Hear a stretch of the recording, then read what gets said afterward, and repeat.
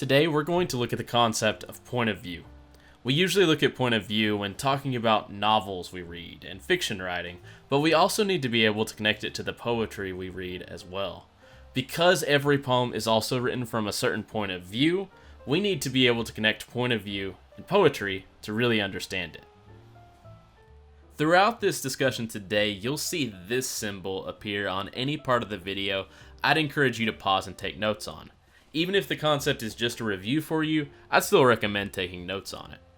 Point of view is something a lot of people find easy to grasp after some explanation, but also has some terms associated with it that are easy to get mixed up. Without any further wait, let's go into the discussion by going over the concept of the narrator. Every work of fiction has a narrator. The narrator is the person telling the story, and through the narrator we experience the point of view that a story is going to take place in. The narrator could be a simple person like you or I, telling a story from their own perspective in a poem or novel. You may only see what the narrator sees, understand what that character understands. You experience life from that character's perspective, even if that perspective is sometimes unreliable and doesn't fully grasp what everything means. Other narrators may sort of act more like a creation of the author to get the story across. They may be all-knowing, otherwise known as omniscient, and able to tell you about any character's thoughts and feelings. They might be able to describe the history of what happened in that story or that poem or the world that a story takes place in, or bring you into flashbacks a character has, or tell you anything you need to know to push whatever that story is forward. Keep in mind that if a poem tells a story, it also has a narrator. Poems are often just shorter forms of storytelling than the novels we read, so keep that in mind. The next concept we're going to cover is the concept of point of view.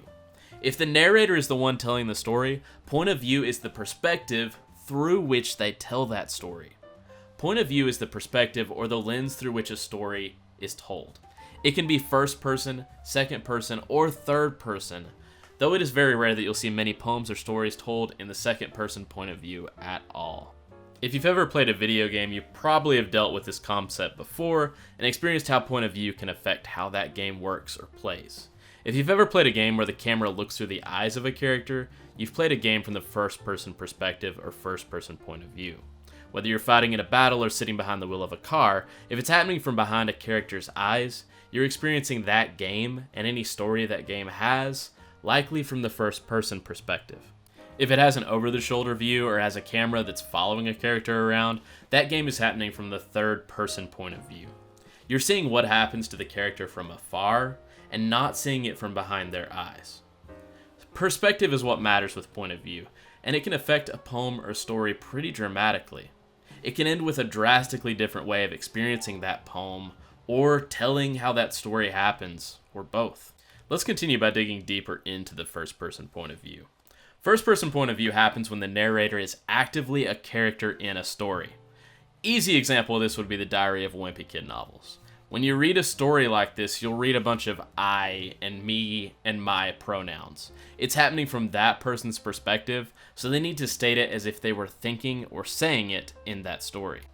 A good example of first-person point of view also happened in some of the poems we read in our last video, where we identified the themes of poems.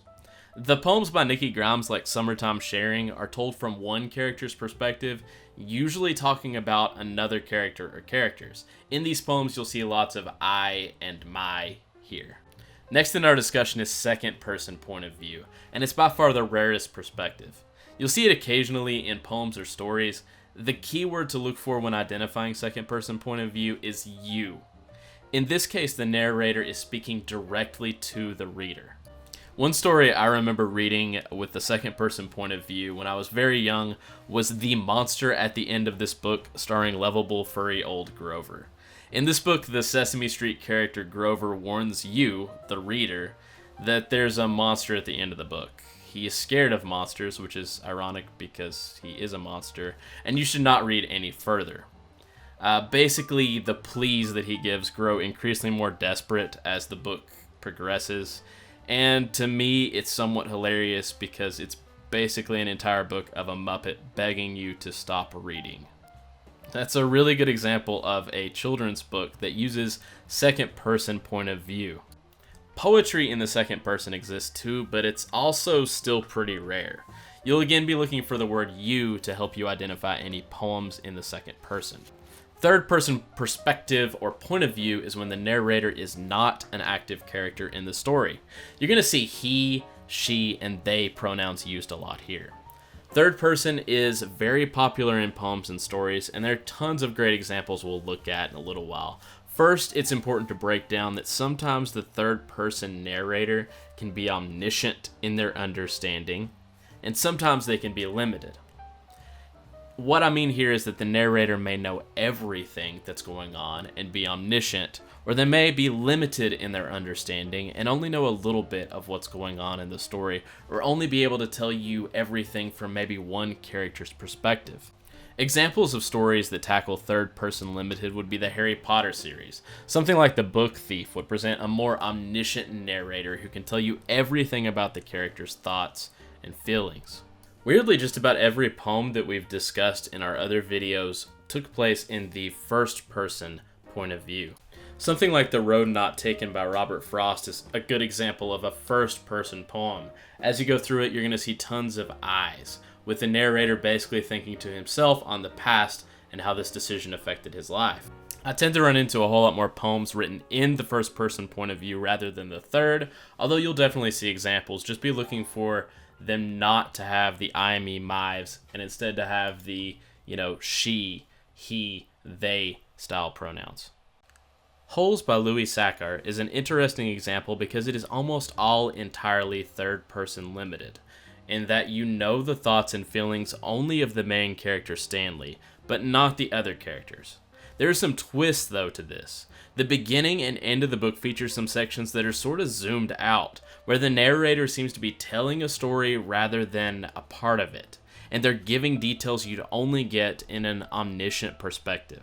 The book even shifts into second-person point of view occasionally, with quotes like, "You don't want to be bitten by a yellow-spotted lizard," or sometimes addressing the audience directly with lines like, "That all happened 110 years ago. Since then, not one drop of rain has fallen on Camp Green Lake.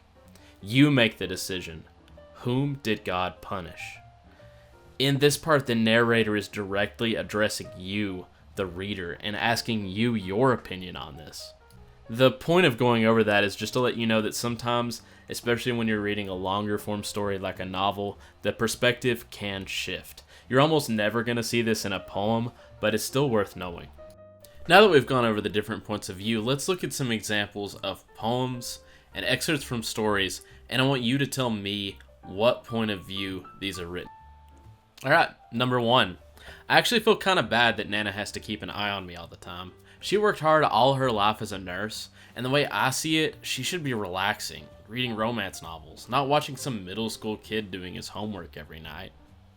What point of view is this one told from?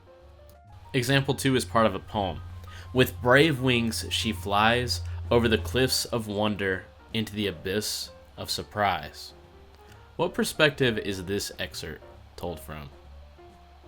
Number 3. I made myself a snowball, as perfect as could be. I thought I'd keep it as a pet and let it sleep with me. I made it some pajamas and a pillow for its head. Then last night it ran away, but first it wet the bed. What point of view is this told from? Number 4 is an excerpt from a book. I don't need to shove through the crowd. The other kids make way immediately, allowing me a straight path to the stage. I reach her just as she is about to mount the steps. With one sweep of my arm, I push her behind me. I volunteer, I gasp. I volunteer as tribute. Is that first, second, or third person point of view? Our fifth and final example that we're going to look at goes as follows. Example 5 says, make sure you add 3/4 of a cup of chili powder or the recipe will not have enough bold flavor. You must also be sure that there is enough cheese. What perspective is this example told from? To cap off our discussion today, I want to go over 3 more terms that may come up in your discussion of poetry and point of view as a whole. The first of those is the term of speaker. Speaker is going to refer to the author or the narrator of a poem. If you're asked who the speaker of a poem is, you're essentially being the same question as who is the narrator of this poem. It's just a different way of phrasing it. Another term that you need to be familiar with is the term audience. Audience refers to the person or people who are meant to read or hear the poem. Understanding who the audience is can help the reader figure out what they are supposed to learn from actually reading the poem. Ask yourself who would relate to this poem and what will the audience take away from this poem. The audience is who the poem is directed at. The last term that we'll touch on today is tone. Tone refers to the speaker's attitude about the subject or the audience. Basically, is the narrator positive towards this thing? Are they negative? Are they somewhere in between? What is their tone? Tone is used to help the reader understand the point of view of the speaker, which is going to affect his or her message. Ask yourself with tone, how does the speaker feel about the topic or the theme of the poem? And what does the speaker use to show this feeling? Specifically, which words? This ends today's video on point of view. Thank you for watching and have an excellent day.